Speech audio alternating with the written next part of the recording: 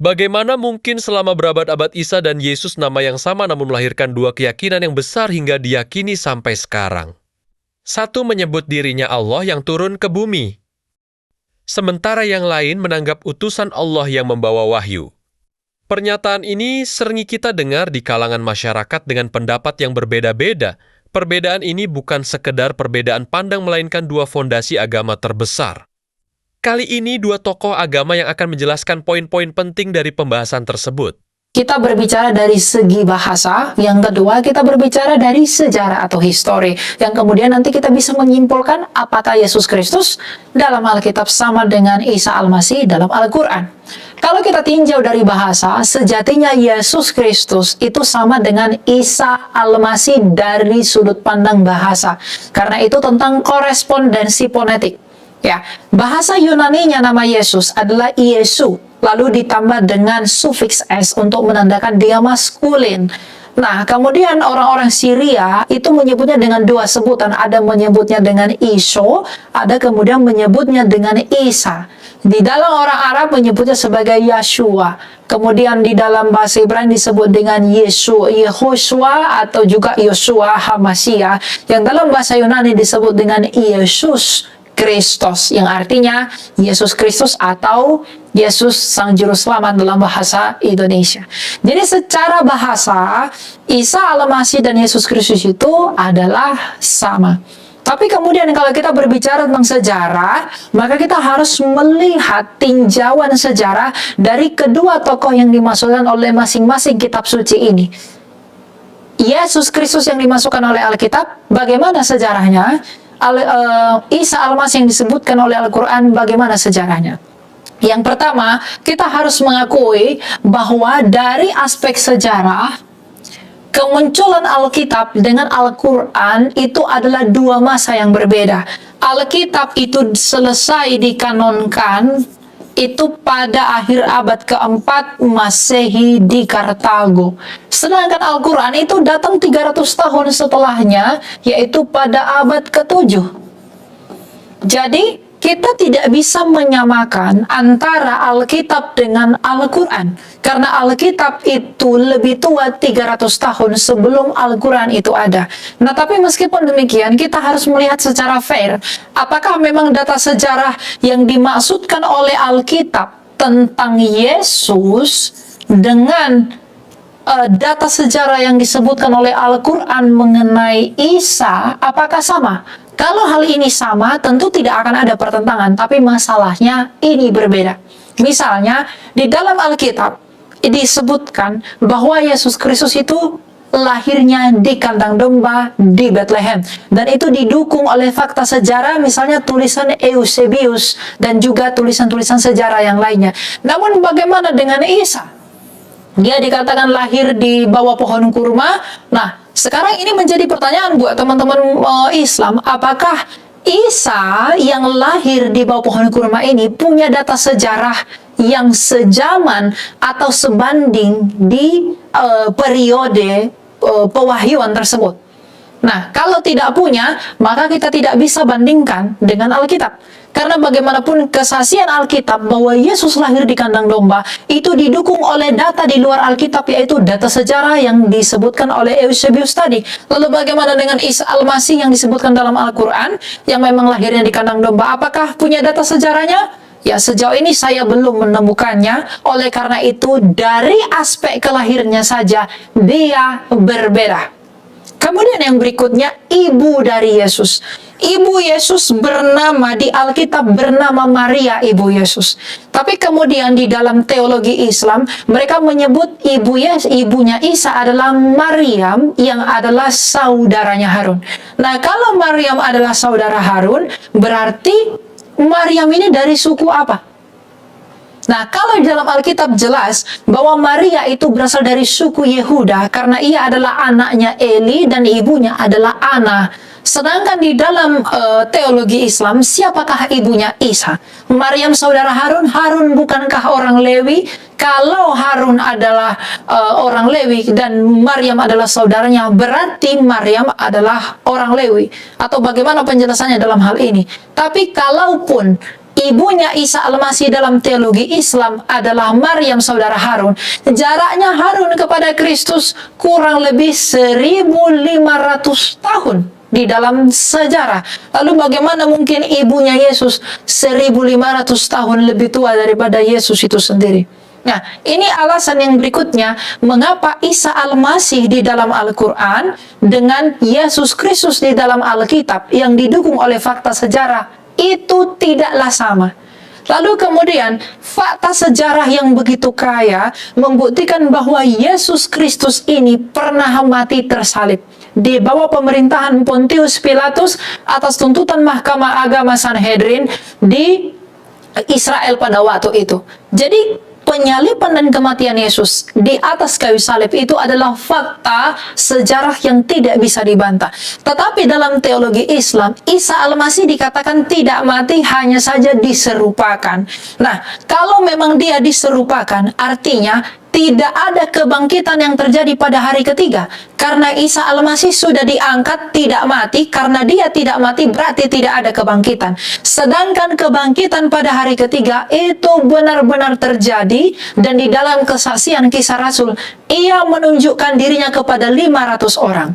Yang artinya Yesus mati dan bangkit yang didukung oleh fakta sejarah, misalnya tulisan Josephus, Tacitus, kemudian Lucian, Marabar Serapion dan lain sebagainya, itu tidak sama dengan deskripsi Al-Quran bahwa Isa Al-Masih itu tidak mati melainkan diserupakan, hanya diangkat ke surga.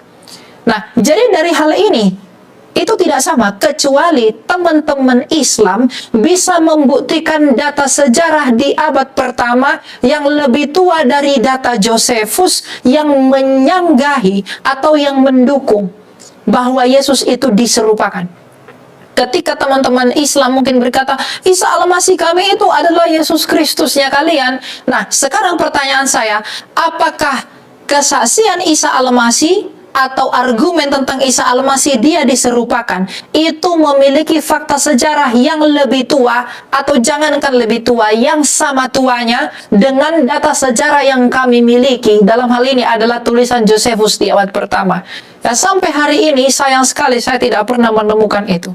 Jadi dari fakta sejarah sendiri, Yesus Kristus dengan Isa Al-Masih di dalam Al-Quran tidaklah seorang pribadi yang sama. Lalu kemudian tujuan kedatangan Yesus Kristus itu dan Isa Al-Masih di dalam teologi Islam tidaklah sama. Sekalipun teman-teman Islam mengatakan bahwa Isa akan datang menghakimi, lalu itu hanya dipandang sebagai nabi saja, kami memandang bahwa Yesus Kristus datang ke dunia sebagai hakim karena dia adalah Allah, sebab hanya Allah yang pantas untuk menghakimi.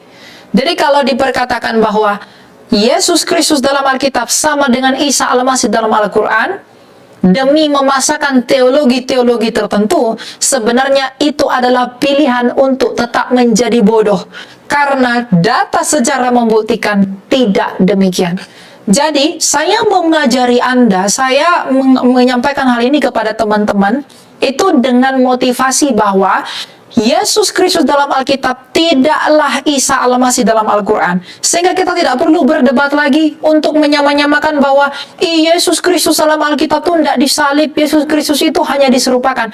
Karena bagaimanapun, Yesus Kristus tidak disalib, dia hanya diserupakan, itu adalah teologinya Al-Quran. Dan itu bersumber dari Al-Quran, bukan bersumber dari kitab kami. Tapi bagaimanapun dari data sejarah yang membuktikan bahwa itu beda, maka tidak boleh saling dipaksakan. Karena kalau saling dipaksakan, hal ini menunjukkan bahwa pemaksaan bahwa Isa Al-Masih dalam Al-Quran sama dengan Yesus Kristus dalam Alkitab, itu hanya akan memperlemah posisi orang yang memaksakan itu. Karena Isa Al-Masih di dalam Al-Quran itu tidak lebih lengkap data sejarahnya dibandingkan dengan Yesus Kristus di dalam Alkitab. Jadi kalau kita lihat dari metodologi histori, Isa Al-Masih di dalam kitab suci teman-teman Islam itu akan kalah dengan Yesus Kristus di dalam Alkitab secara pembuktian mengenai eksistensi pribadinya berdasarkan deskripsi kitab suci kita masing-masing. Jadi memang Yesus Kristus dalam Alkitab bukanlah Isa Al-Masih dalam Al-Quran. Isa Al-Masih dalam Al-Quran adalah Isa Al-Masihnya mereka tersendiri, yang punya teologi dengan maksud mereka, sehingga dalam hal ini toleransi yang berarti membiarkan, maka kita membiarkan Isa Al-Masih itu dengan teologi mereka sendiri. Maka dengan demikian hubungan yang timbal balik pun berlaku, bahwa Yesus Kristus yang ada di dalam Alkitab bukanlah Isa Al-Masih yang dalam Al-Quran, sehingga teologi yang kami lahirkan dari datangnya Yesus Kristus dalam Alkitab tidak perlu saling dibentur-benturkan dengan Isa Al-Masih yang ada di Al-Quran, yang memang bukanlah pribadi yang sama berdasarkan fakta sejarah dan juga data histori yang telah saya sebutkan tadi. Nah, secara logika, teman-teman, saya mau mengajak Anda untuk berpikir. Baik Alkitab maupun Al-Quran sama-sama diakui adalah kitab suci. Kalau kita saling memasakkan bahwa Isa Al-Masih dalam Al-Quran adalah Yesus Kristus dalam Alkitab, berarti di antara keduanya yang adalah sama-sama firman Tuhan ini ada yang salah. Karena deskripsinya bukan hanya berbeda, tapi bertentangan. Berarti, kalau kita memasakkan Yesus Kristus dalam Alkitab adalah Isa Al-Masih dalam Al-Quran, sedangkan deskripsi Isa Al-Masih dalam Al-Quran bertentangan dengan deskripsi Yesus Kristus dalam Alkitab, dan Yesus Kristus dalam Alkitab punya data dan fakta sejarah yang begitu valid, sedangkan Isa Al-Masih dalam Al-Quran saya belum tahu keberadaannya bagaimana. Kalau saling dibenturkan, itu tidak pernah merugikan kekristenan, tapi itu hanya akan merugikan pihak mereka yang selalu membanding-bandingkan itu. Karena mereka memang tidak pernah sama.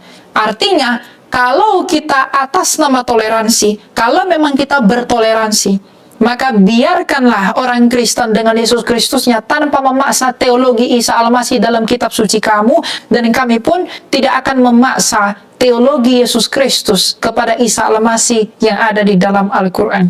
Karena itu adalah dua hal yang berbeda. Jadi kesimpulannya, baik secara logika, karena keduanya ini adalah sama-sama dianggap sebagai firman Allah, di mana Alkitab memiliki data sejarah dan juga Al-Quran saya tidak tahu apakah mereka punya atau tidak. Kalau memang Anda punya, boleh tunjukkan. Tetapi Yesus Kristus yang ada dalam Alkitab itu didukung oleh literatur sejarah dan memang ada di dalam dunia sesuai dengan peninggalan-peninggalan dan inskripsi, itu tidak pernah sama dengan Isa Al-Masih yang ada di dalam Al-Quran. Jadi jangan pernah sama-samakan, karena bagaimanapun, sekali lagi saya katakan, itu hanya akan merugikan pihak yang lain, bukan pihak kekristenan. Karena secara data, literatur, pembuktian, kekristenan selalu lebih unggul dan kekristenan selalu lebih terdepan dibandingkan seluruh kepercayaan yang ada di bumi ini kalau berkaitan dengan pribadi Yesus Kristus itu sendiri.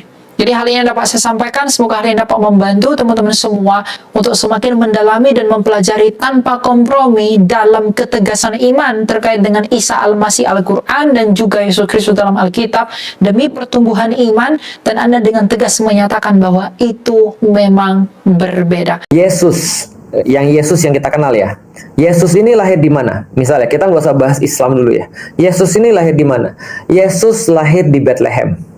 Yesus lahir di Bethlehem. Bethlehem itu di mana? Sebuah kota di daerah Baitul Maqdis, atau sekarang kita kenal dengan nama Palestina. Berarti Yesus itu, atau Rasul Yesus itu, nggak usah Rasul Yesus, Yesus itu dalam tokoh di dalam Alkitab ini lahirnya di Bethlehem, di daerah Yudea berarti ya, kalau nggak salah ya, coba nanti dicek aja ya, pokoknya di daerah Baitul Maqdis ya, daerah Baitul Maqdis di Palestina.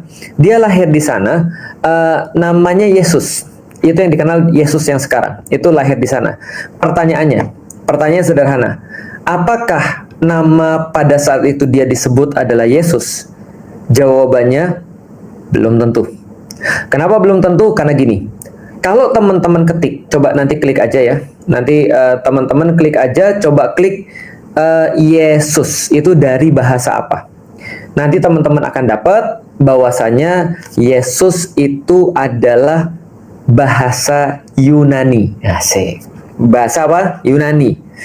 Kenapa bahasa Yunani? Karena pada saat itu orang-orang Yunani termasuk orang-orang pertama yang beriman kepada orang ini, Yesus ini. Karena orang Yunani itu tidak bisa ujungnya nggak pakai konsonan, maka dia kasih konsonan S di belakangnya. Karena kenapa? Karena Yesus ini lahirnya di Bethlehem, dia bukan orang Yunani. Dia orang Yahudi. Karena keturunan daripada Yehuda. Nanti kapan-kapan kita bahas lengkap. Keturunan Yehuda. Yehuda ini anak siapa?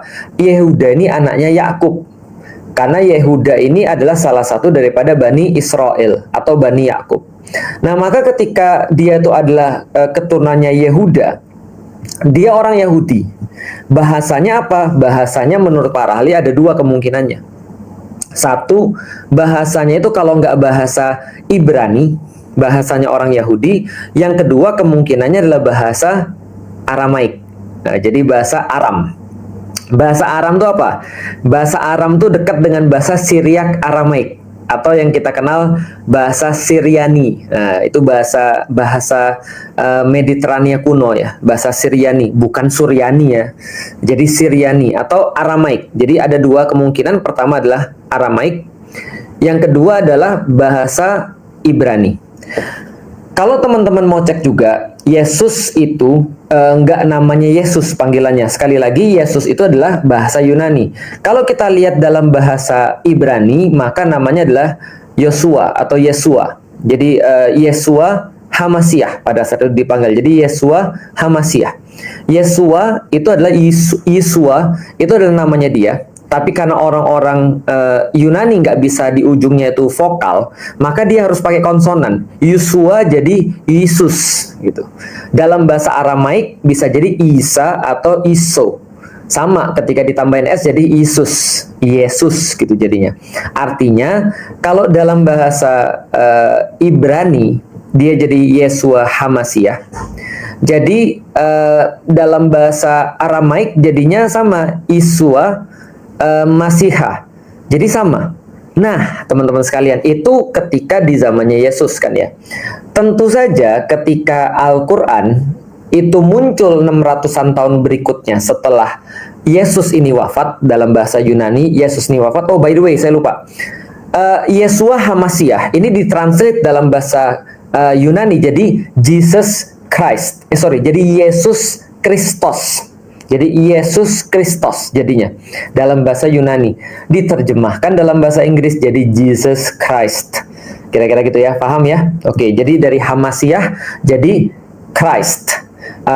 Dari Iso atau Yesua jadi Jesus. Itu ceritanya ya. Oke, kalau gitu kita coba untuk lanjut lagi. Ketika Al-Quran itu diwahyukan kepada Nabi Muhammad 600 tahun berikutnya, tentu saja tempat yang diwahyukannya itu berbeda. Bukan lagi tempatnya di daerah Baitul Maqdis, tapi tempatnya adalah di Jaziratul Arab, terkhusus di Mekah dan Madinah. Berarti bahasanya adalah bahasa Arab. Dalam bahasa Arab, karena dia masih satu rumpun dengan orang-orang Ibrani, masih satu rumpun dengan orang-orang Yahudi, karena sama-sama keturunan Semit gitu ya, maka bahasanya nggak jauh beda. Bahasa Ibrani, bahasa Yahudi itu dengan bahasa Arab itu nggak jauh beda. Maka ketika dalam bahasa Ibrani itu dikatakan Yesua Hamasiah tadi, dalam bahasa Arab jadi Isa Al-Masih. Jadi Al-Masih artinya yang diurapi, yang terpilih, the anointed one, gitu kan ya. Lalu kemudian dalam bahasa Ibrani Yesua Hamasiah, dalam bahasa Yunani Jesus Christ. Sama nggak? Yaitu berbicara tentang orang yang sama. Maria dalam bahasa Inggris Mary, gitu kan ya. Dalam bahasa Arab jadinya adalah Maryam. Itu nggak ada bedanya gitu loh maksudnya. Secara kita penceritaan tentang orang ya. Cuman ya tadi, karena kita tahu bahwasanya agama ini kan diturunkan oleh Allah. Ini agama yang satu kata Allah.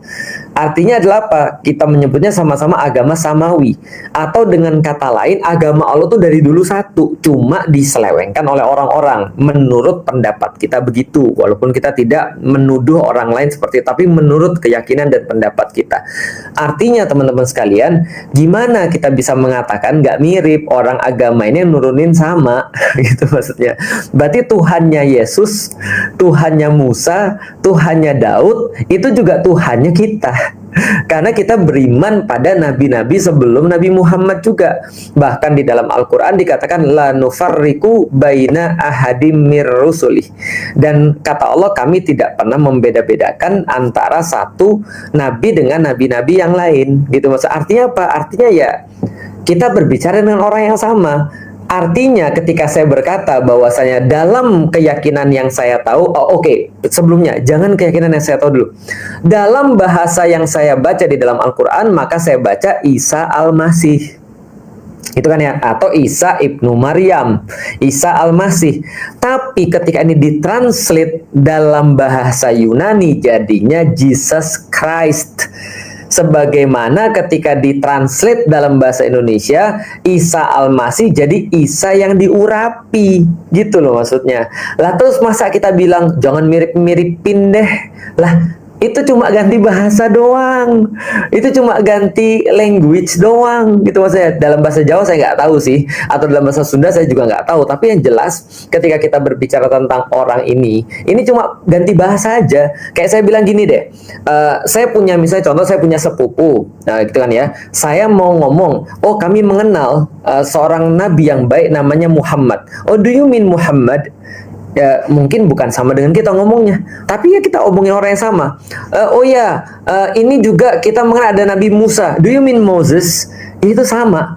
Gimana kalau kita kata no, not Moses but Musa. Oke, say it Musa, not Moses. Kan gimana coba ceritanya?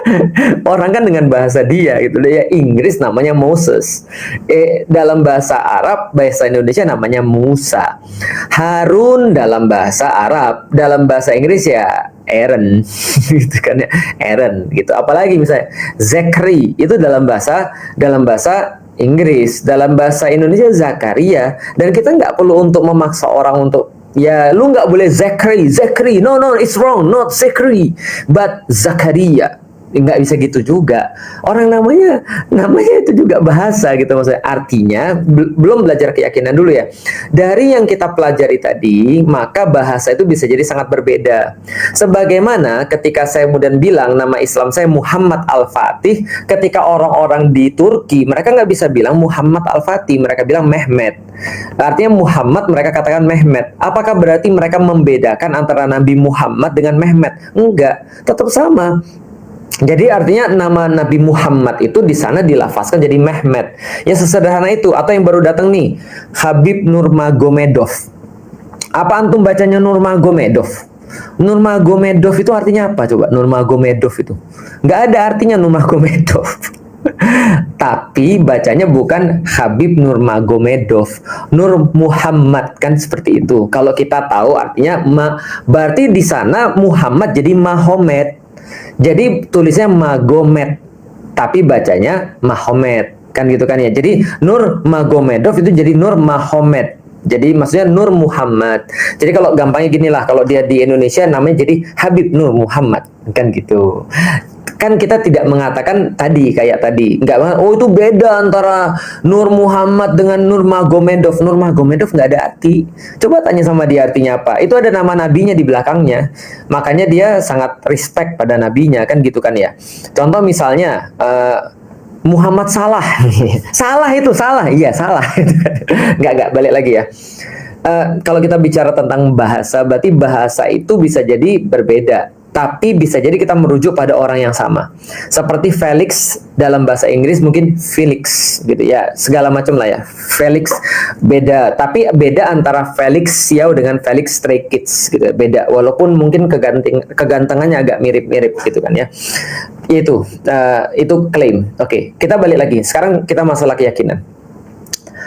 Kalau masalah keyakinan, saya juga meyakini bahwasanya memang kalau kita tahu bahwasanya Nabi itu turun dari Adam sampai dengan Nabi Muhammad itu punya satu misi yang sama. Berarti kalau memang betul seperti yang dikatakan oleh Rasulullah, bahwasanya ada 124.000 nabi, ada 313 rasul di antara yang kita nggak kenal, karena di dalam Al-Quran itu cuma dikenal 25 nabi dan rasul. Maka kalau ada kesamaan di antara mereka, pasti ada kesamaan misi. Pasti ada kesamaan misi di antara mereka. Apa misi mereka? Menyembah Tuhan yang satu. Kesamaan misi di antara mereka misalnya menghormati orang tua. Kesamaan misi di antara mereka misalnya contoh punya kasih sayang dan seterusnya. Ya, misi-misi kenabian, misi-misi langit. Tidak mungkin perbedaan dalam misi utama, yaitu adalah mentauhidkan Allah Subhanahu wa Ta'ala. Bahkan di dalam Al-Quran, Allah meminta kita untuk menyeru kepada orang-orang ahlul kitab untuk ta'alau ila kalimatis sawa, untuk ayo kita kembali pada kalimat yang sama, kalimat yang kita sepakati nih. Apa kalimat yang kita sepakati? Bahwa Tuhan itu adalah Allah, bahwa Tuhan itu adalah Allah yang memberikan perlindungan kepada kita, penjagaan kepada kita, memberikan rezeki kepada kita, tempat kita meminta, dan tempat kita akan berkumpul di hari yang tidak ada keraguan di dalamnya. Dalam hal itu semua agama sama. Orang Yahudi yakin adanya yaumil kiamah, orang-orang Kristen yakin adanya yaumil kiamah, gitu kan ya. Lah, kalau kita nggak bilang mirip terus kita bilang apa lagi? Orang ini sumbernya sama.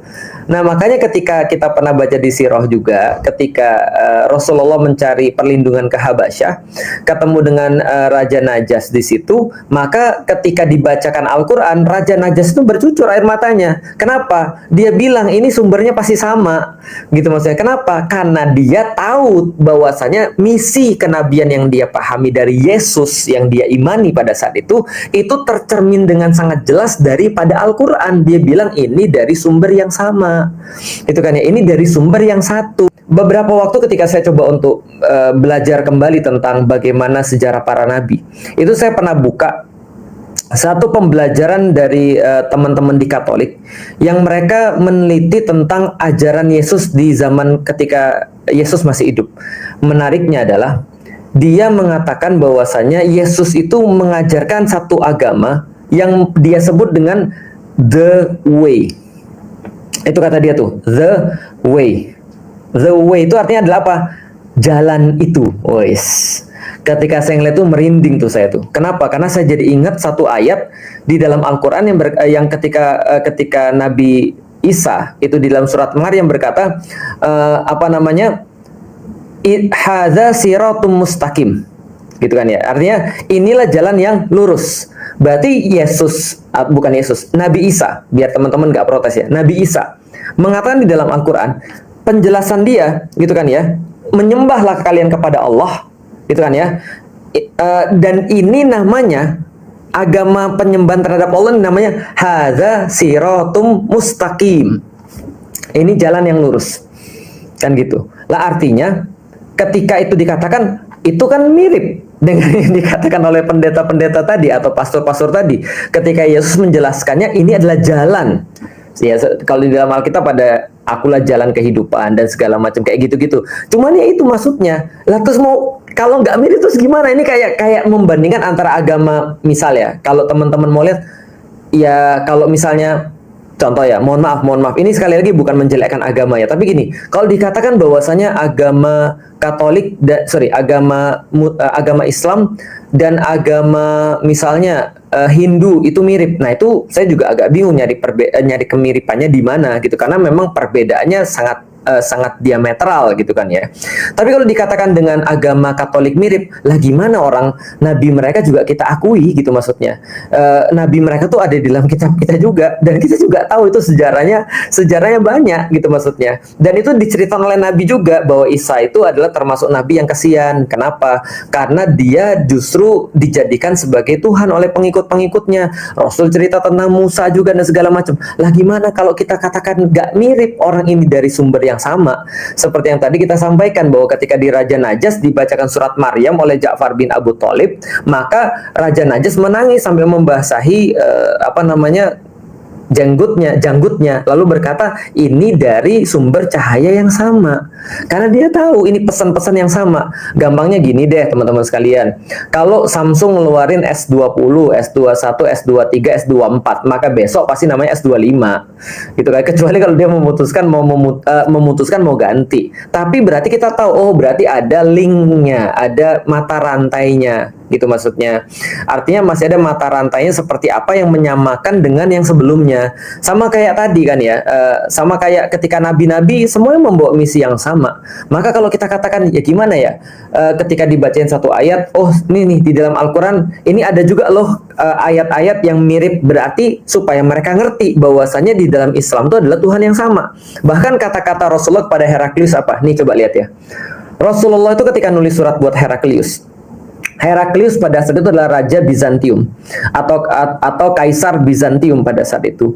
Rasul mengatakan bahwasanya, wahai Heraklius, masuklah kepada Islam.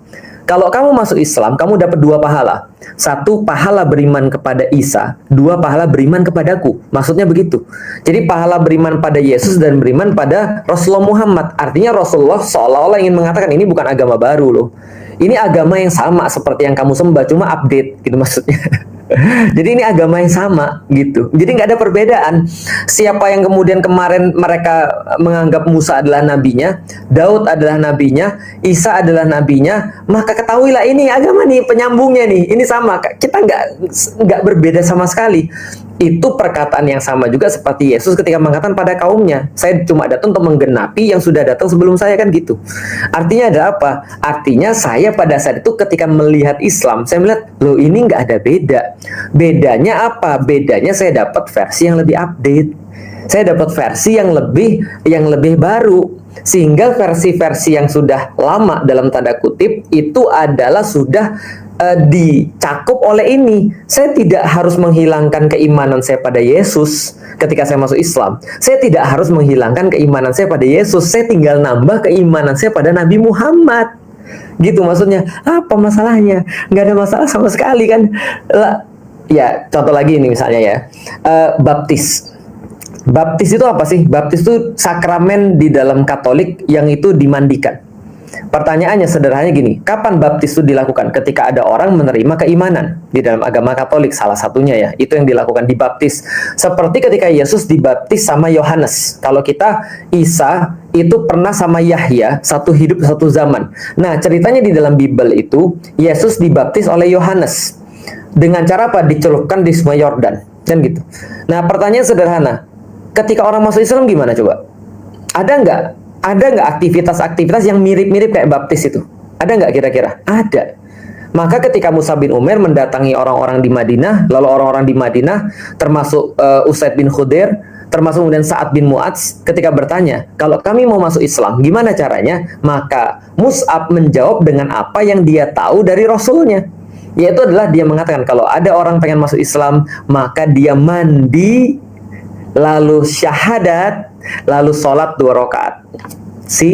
Artinya ada yang sama-sama kayak gitu kan ya. Artinya ketika orang-orang Kristen atau Katolik dia dibaptis, itu kan sama kayak mandi, menghilangkan hadas lah kalau kita kira-kira gitu. Itu kan ini bukan mirip-miripin, ini ngasih tahu gitu loh maksudnya. Contoh kayak tadi, ada orang nanya, ada nggak sih Jumatan di dalam agama lain? Nggak ada, tapi ada yang mirip.